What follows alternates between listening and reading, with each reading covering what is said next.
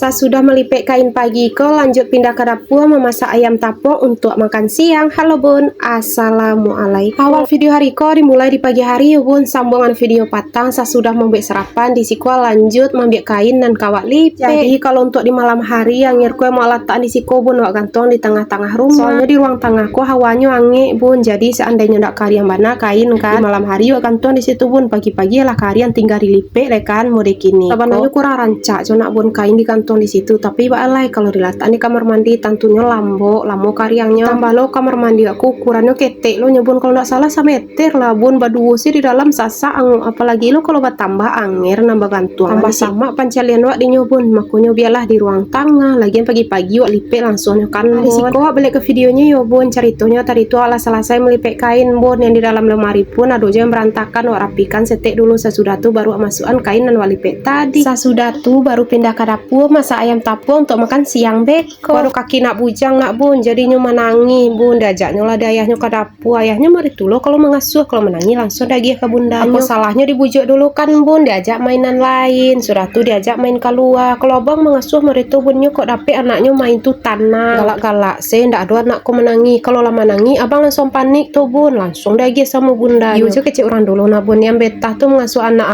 awak surang ibunya, ndak ada yang lain doh termasuk ayahnya surang. Oke, singkat cerita ayam tapung awak lah masuk kuali yuk bun, tinggal goreng pakai api sedang sampai berwarna kecoklatan. Sesudah tuh baru agak saus mau dikoleh bun.